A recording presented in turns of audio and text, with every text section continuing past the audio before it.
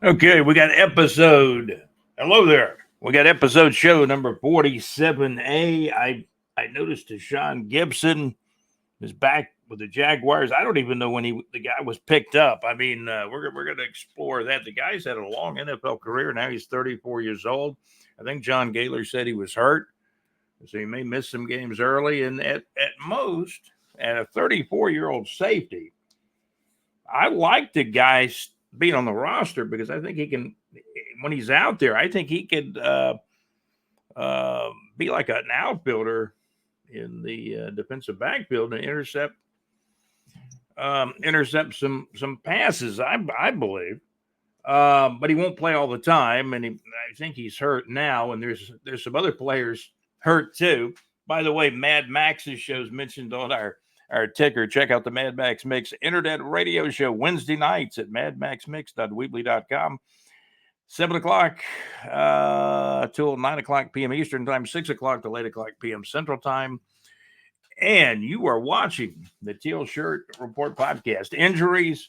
I think Gaylor said Deshaun Gibson may be out, but he was being interviewed in a press conference the other day, and I said, "Man, he's back on the Jaguars. He was with the team uh, back when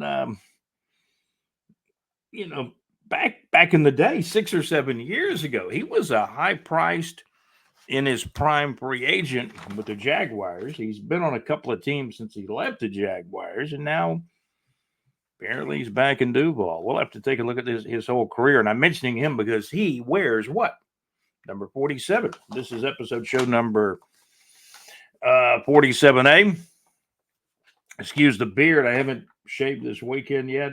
Injured Jaguars coming off the Kansas City win, which was huge, I thought, for the home crowd. Trevor Lawrence played, even threw a touchdown pass to ETN, about a 9-yard TD pass. We're going to take a look at all the stats because on the last podcast, I did not mention the stats. I honestly did not. There's some good college football games coming up, probably better than college football deserves with NIL and the immediate transfer portal, not conference realignment, but major conference realignment. And man, that's some good coffee. The old coffee boy, man, he's a good supplier of the coffee. Injured Jaguars, Andrew Dewey Wingard. Andrew Wingard, safety, knee injury. Gonna miss, I think Dewey's gonna miss 5 or 6 weeks or more, right? He's a leader on this team. He calls Doug Peterson a general. The pressure's on Doug. Everybody says, I saw a post on Facebook that said something about Bill Belichick could be the next Jaguars coach. Man, I'd put a big no and a lot of O's underneath that. I don't know where Bill goes, but I'm hoping Bill's retired, actually, Bill Belichick.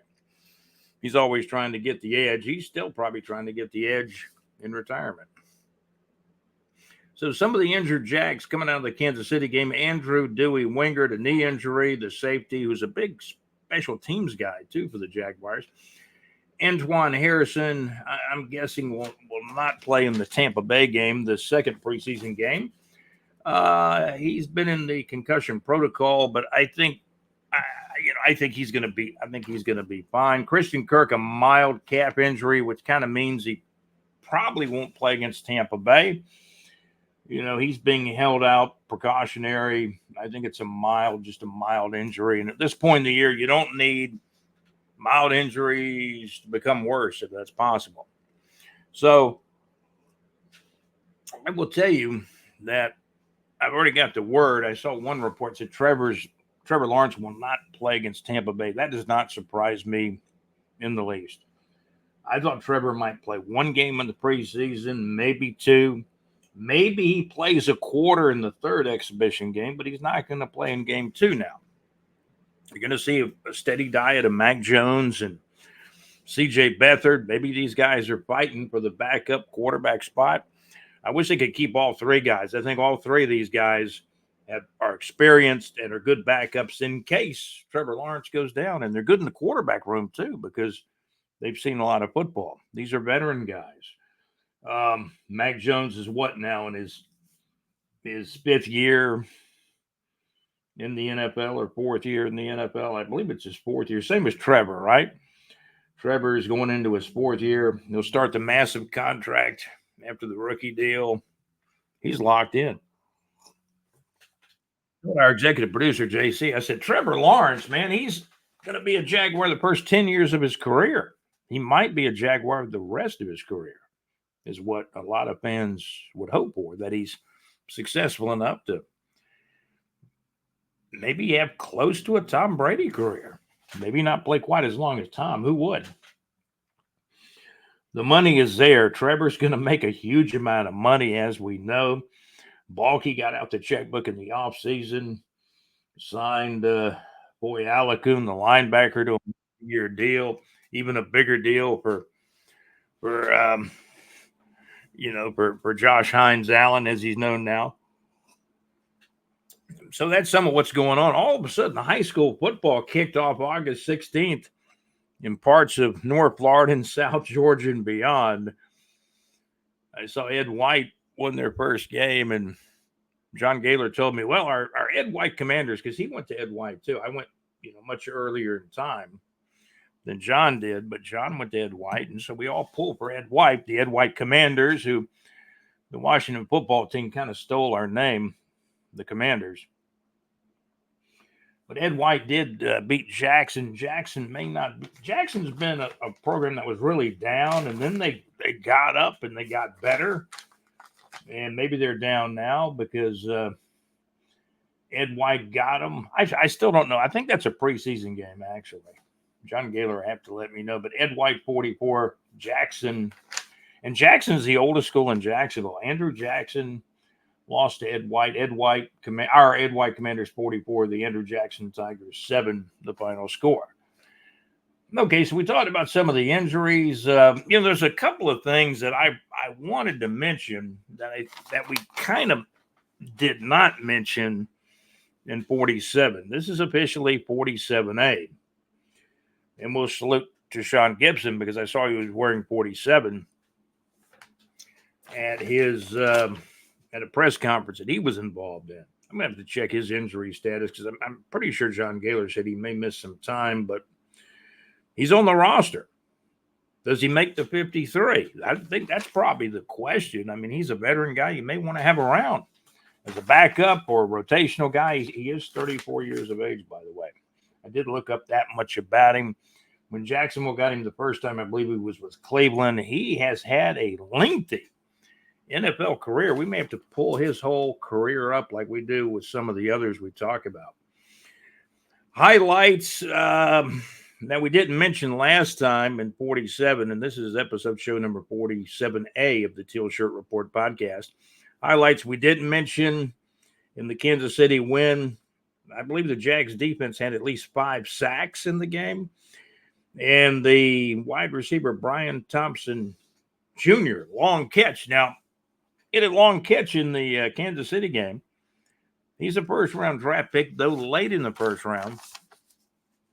And then I got reports coming out saying, well, and it was mainly from the fans, I think. But sometimes the fans are right on when they're watching the practices, and I'll take some of their words for it. And I hope this is true. Some people are saying, man, this guy, Brian Thomas Jr., he may be uncoverable. The first wide receiver out of LSU, I think he was making it rain. I think he's with the Giants. They had a video of him from the club throwing some dollar bills into the offing or on the stage, maybe. But I'm going to tell you, maybe we got the better guy, and we got him later in the draft. Brian Thomas Jr. has the size, the speed, the potential. And again, the highlights we really didn't mention in 47, and I'm looking at my crib notes in here somewhere. Highlights we didn't mention in the Kansas City win: 5 sacks by the Jags defense, and the rookie wide receiver, Brian Thomas Jr., long catch. We went over some of the injuries. I know that's not. There may be another injury or two. I'm not mentioning or that I don't know about. It's preseason, and then some guys that are not injured are not going to play, and there's a reason for that. They don't want them to get injured in a preseason game, and that's i.e. Is it EI or IE? IE Trevor Lawrence. I'm sure Trevor would like to go in there and play, but I don't think he's going to play in the Tampa Bay game. Maybe he plays a quarter in the exhibition game number 3, but I don't think he would play more than a quarter, which essentially means he would play 2 quarters of football in the preseason, right? Right. Talk show host down in Miami kind of trashing Jacksonville. I don't like that. Talks about how it smells up here. Man, the guy's got a strange name too. Gaylor had sent me I've never heard of the guy before, to be honest with you, but he works for the 4-letter network, at least on one of their radio affiliates. What did Gaylor say that guy's name was? Bastiardo or something like that. Let me see. Dan LaBatard did. Dan LaBatard. Okay. Says Jacksonville smells bad. Okay. Well, the pulp mills smelled bad maybe back in the 80s, years and years ago. The toll bridges were here then in town. I think he had some family members come through here that made some comments, and so he's tried to elevate those comments on his sports talk show. And quite frankly, all those people can stay down there if they want. I do know for a fact there's people from Miami trying to move up here. I do know that. And what does that tell you? Not everybody wants to be down there in South Florida, do they? And I hope the majority of them stay down there. Nothing against them. I'm not going to get too political on this show, as we never really do, the Teal Shirt Report podcast. And then somebody wants it, hometown smells. I'm not going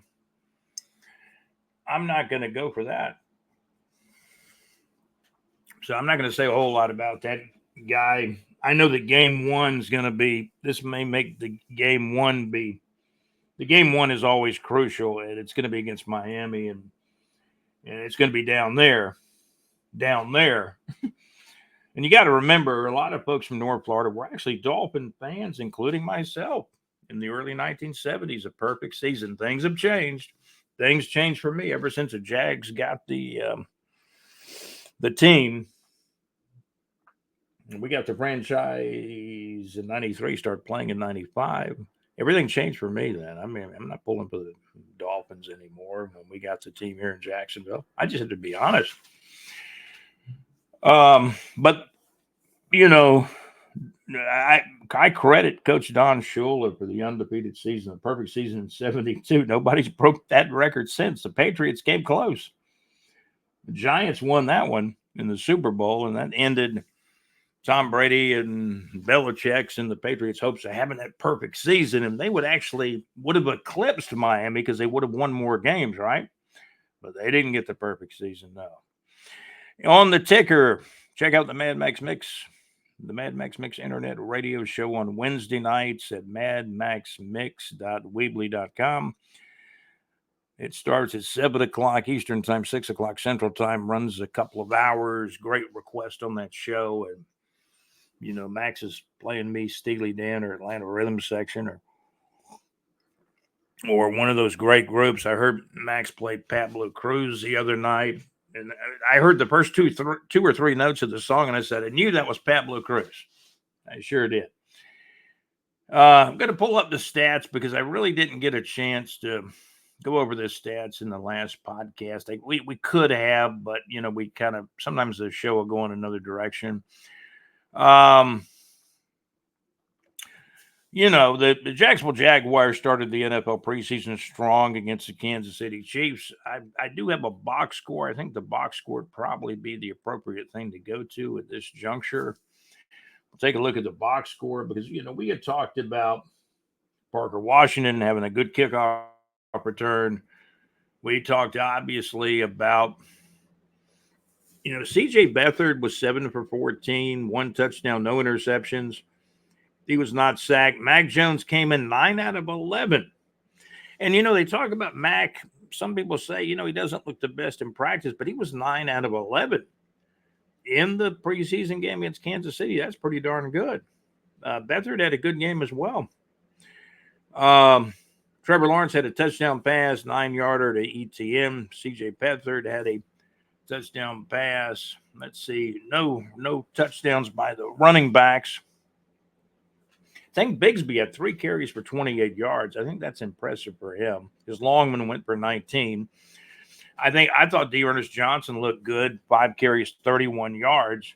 I think he's a very capable back. He looked good in that game, just watching him. Jalen Jackson, I guess he's another running back I don't know that much about. 5 carries, 29 yards. C.J. Beathard, 1 carry out of the quarterback position for 5 yards. Travis Etienne. Now, Travis didn't have the best game, but, he caught the touchdown pass, and that's why he's so dangerous. He can run it as a running back, catch the ball out of the backfield. He had a touchdown, a 9-yard touchdown catch from Trevor Lawrence in the first quarter of this game. So there were no touchdowns, no running touchdowns. The touchdowns came in the receiving area. Devin Duvernay. Don't you love that name for Duval? Devin Duvernay, one of the free agent guys, 1 reception, 35 yards, and it was a touchdown. Man, that's a way to make a statement. Travis Etienne caught the other touchdown. So those were the touchdowns. The Jaguars amassed some field goals and a 2-point conversion. Let's see. Let's move it on down to, we can take a look at defense. There were some sacks in this game. I don't know much about this guy, but he's on the roster. Ezezi Otomuwo. 1.5 sacks. Miles Cole got a half sack. Yasser Abdullah, pretty good player, one sack. And that's half a sack by Breland Speaks. This was preseason, obviously. We like to acknowledge the guys. Taylor Lacey had a half sack. So not too much of the mainstay guys. There were people asking me during the week, did certain ones play? Some did, some didn't. Parker Washington had that kickoff return for 73 yards that set up the touchdown pass a few plays later from Trevor Lawrence, 9 yards to Travis Etienne. Parker Washington had a punt return for 13 yards, but the kickoff return, with the new kickoff rules, 1 kickoff return for 73 yards. Tank Bigsby had a kickoff return for 45 yards. Christian Braswell, 1 return for 25 yards. And see, he's also the player they took the fumble away from. Man, that was a terrible call when he was playing defense.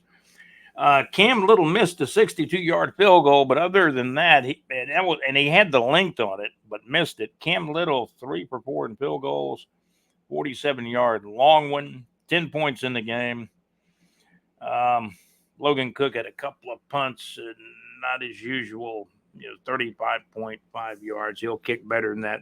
Yeah, his long one was 40 yards. He'll kick better once the regular season strolls around. I'm pretty confident about that. So those are some of the Jaguars stats. I did want to take a look at receiving.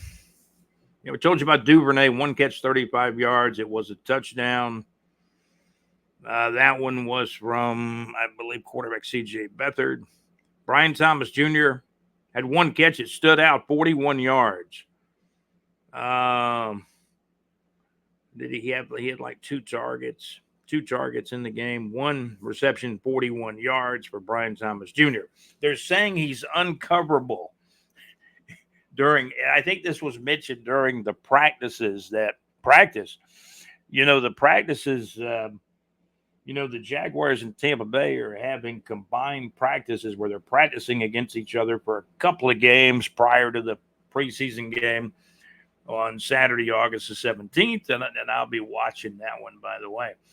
Line score, Jags got behind against Kansas City 3-0. The Jaguars added the Travis Etienne touchdown from quarterback Trevor Lawrence and led 7-3 at the end of the first quarter. Jaguars added 13 points in the second quarter. Kansas City scored a touchdown and an extra point in the second quarter. Jags got a field goal in the third quarter. Kansas City zip 0 in the third quarter. Both teams added a field goal in the fourth quarter, and the Jacksonville Jaguars won the game against the Kansas City Chiefs. And the final score was the Jacksonville Jaguars 26, the Kansas City Chiefs 13. High school football, Ed White beat Jackson 44-7. Some other games, Mandarin was all over Orange Park. I believe that final was 61-13. So high school football is underway. Camden County from up in Georgia defeated Brunswick. A lot of points, 51-41 in that one. So high school football is underway. And for more high school football scores, we will get them up on the website at bigjreport.com. And of course, also on the Big J Report Facebook group. So that is, that's some of what is going on with the Jaguars. As far as the Jumbo Shrimp, let's see, the Jumbo Shrimp AAA baseball at home. The Jacksonville Jumbo Shrimp finally got some pitching. The Jacksonville Jumbo Shrimp 2, the Memphis Redbirds 1. The final score, the Shrimp win with some good pitching in that one on Friday night, August the 16th of 2024. The Shrimp ever so gradually struggling to get up near the 500 mark.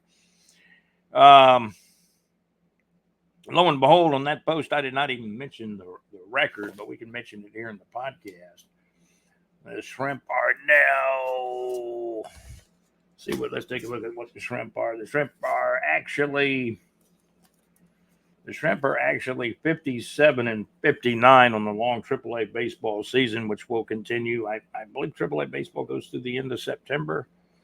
So they got another, almost 6 weeks to go in the regular season of AAA baseball. Jumbo Shrimp, amazingly, with a Jacksonville Jumbo Shrimp with a 2-1 win over the Memphis Redbirds. They used to be known as the Memphis Chicks years ago, but now they're known as the Memphis Redbirds. Shrimp win with some good pitching in that one on Friday night, August the 16th. The Jumbo Shrimp are now 57-59.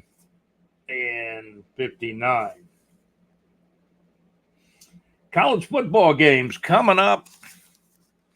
As we said, the fans are getting some good games. And even with college football being, kind of lambasted by a lot of the purists, including myself and even our executive producer, there are some good games coming up. We'll take a look at, and I'm going to tell you, I'll be honest with all of you, I'm mainly going to be watching the games on ABC. The four-letter network, I probably won't watch games on that because I'm not really doing cable. I'm going to do antenna. I hooked up a brand new TV with a brand new antenna. It's one of the 65 plus miles on the TV. And there's a lot of good games on ABC. Florida Gators play on August 31st against Miami. I should get that game on digital antenna TV. And we'll talk about that aspect of it. We'll get scores from all over the place, so on our podcast. There's some great games coming up. I didn't realize about this one. Florida A&M actually starts on Saturday, August 24th. Florida A&M versus Norfolk State, 7:30 kickoff. Saturday, August the 31st is when the real big games start. Clemson at Georgia, 12 noon Eastern time. It's 11 a.m. Central time for our executive producer, JC. Miami at Florida, 3:30 Eastern time kickoff on Saturday, August 31st. Notre Dame at Texas A&M. That'd be a good one, 7:30 p.m. I like Notre Dame to even win that game on the road at Texas A&M. There's some people that really like Texas A&M with the new coach and And Jimbo doing the limbo is now gone out the door. Could it take Texas A&M a little while to recover more than you think? But there's some people saying no, they're going to be right ahead strong and they'll be better this year is what some of the experts are saying. Sunday, September the 1st, USC at LSU. I haven't looked at Alabama and Auburn yet, but we'll take a look at who they got coming up in future podcasts as well. Those are some of the big games for college football coming up. College football getting underway, in earnest on August 31st, in a couple of weeks from now. So we appreciate you guys tuning into the Teal Shirt Report podcast, episode show number 47A. I probably should check out, and I think I'll do this maybe on the next podcast. We'll take a look at Deshaun Gibson, 34 years old, wearing number 47 with the Jaguars as a safety. I think he's a rotational guy and a backup, and he's got to make the 53, right? If Deshaun Gibson doesn't make the 53, his career either comes to an end or he goes to another team. He probably would have enough interest to go to another team because, hey, he's been in the Jags training camp. I heard from John Gaylor that maybe there was injury with him, but we'll see. He's kind of toward the end of his career as a safety at 34 years old, but some guys have played longer than we ever thought they would. The Frank Gores of the world played running back. Man, Frank Gore had a career, didn't he? We're gonna take a look at Deshaun Gibson's career as well. I guess I should take a little quick look at the concerts. We told you the Jumbo Shrimp got a nice win.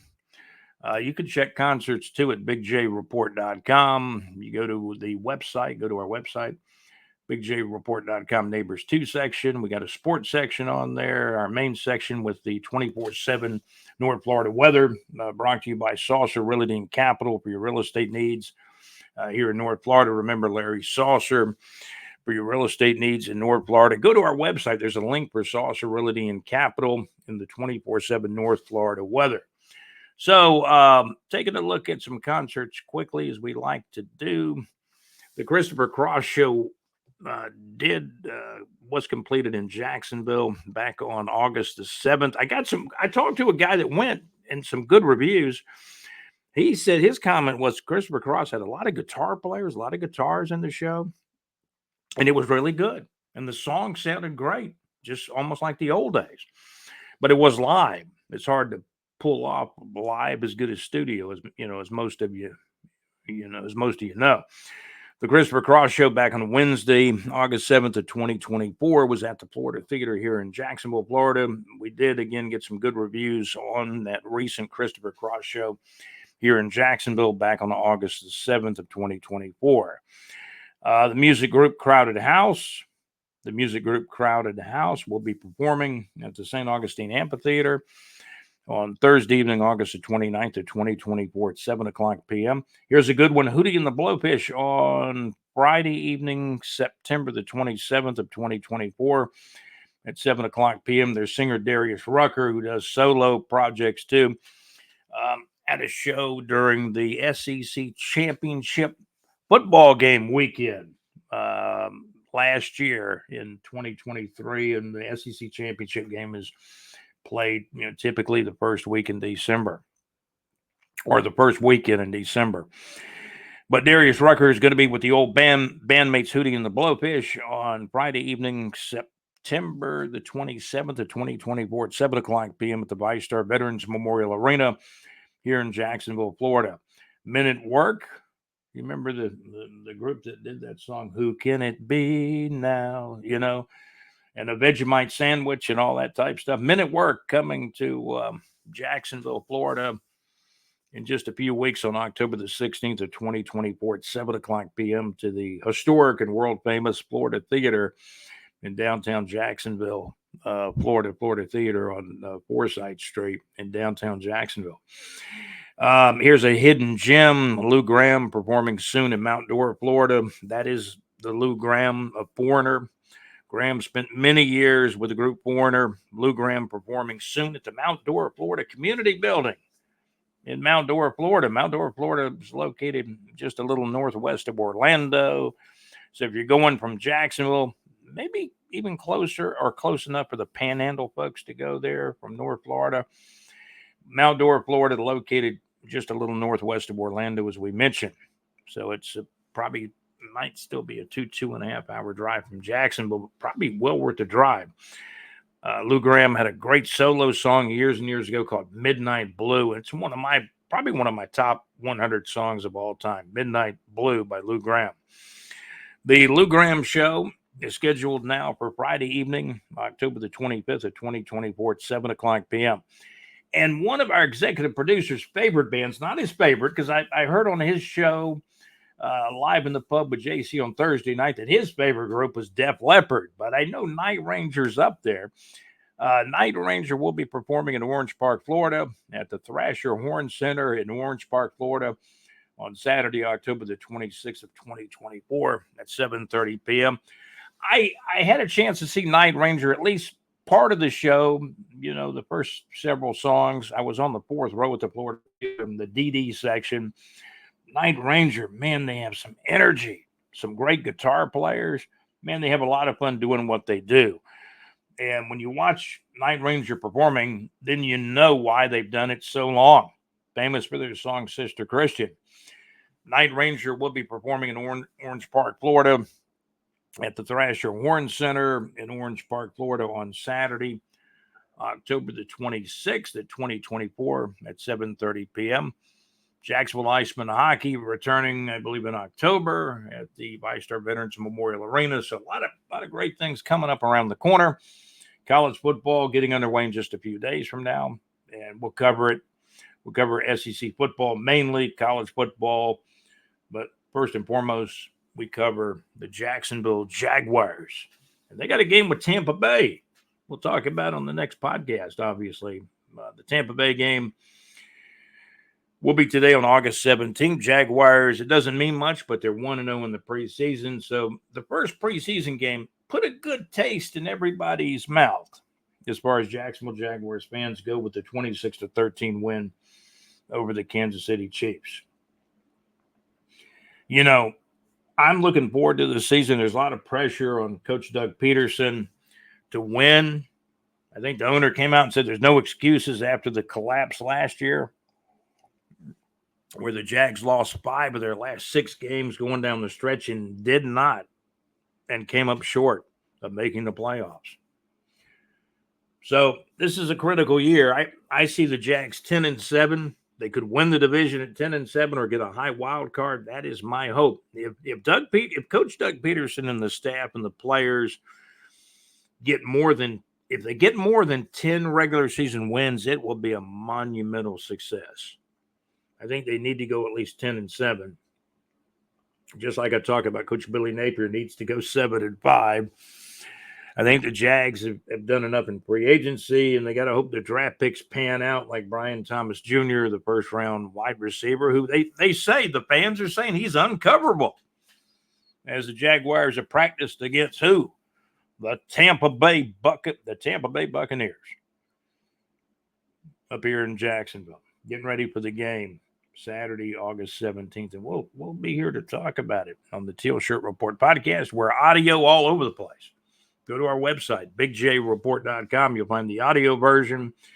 I think you'll find our YouTube version up there. Check us out, audio, video.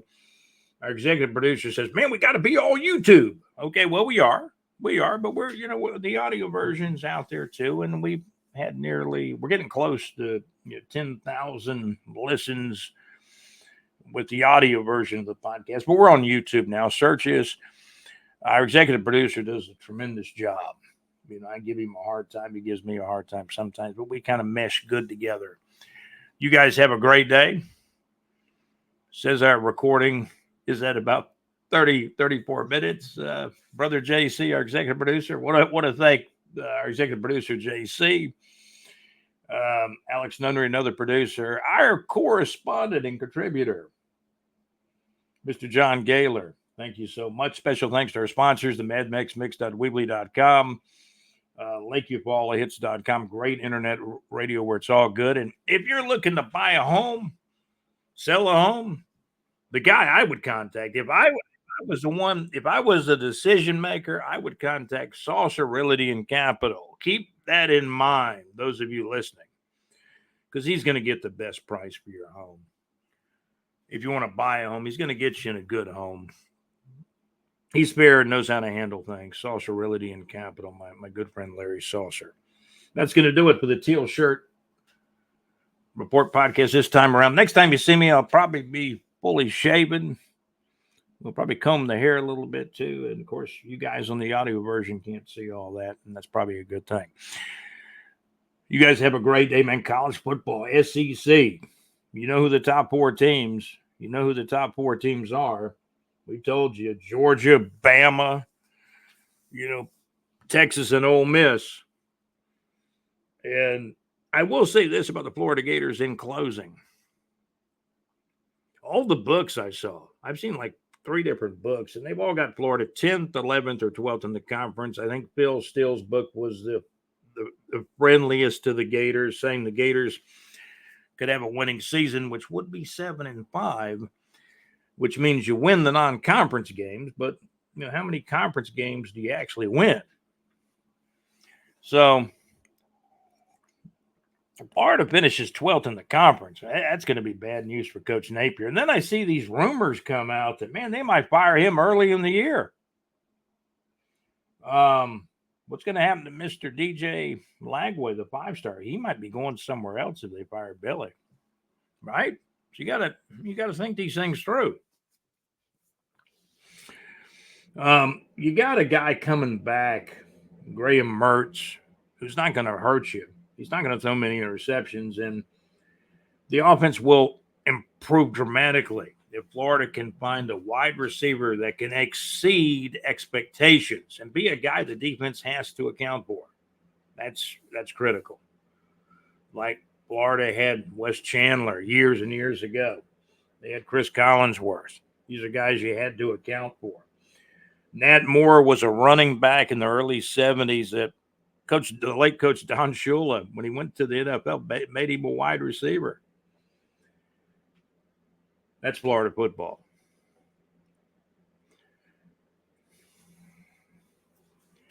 And I want to dedicate this podcast to my dad, who passed away. It's been almost 4 years now since Dad passed away. And I know most of what I know about football, the majority of it, because of Dad. Dad brought me up as a Gator fan. I grew up in Jacksonville, Florida. Some people in the media didn't grow up in Jacksonville, Florida. I did move away, worked radio in North Florida, Georgia, Alabama. Been what they call a talking head for in 3 different states. This guy down in Miami, man, he's got no clue what goes on up here in North Florida. And maybe we should just be Jacksonville, Florida, North Florida should be the best kept secret. I'd rather all those people can stay down there, right? We got enough people up here for NFL football with the Jacksonville Jaguars. You guys have a great day. This has been the Teal Shirt Report podcast. I'm Scott, your host. Hey, take care. We'll be back again soon with more content.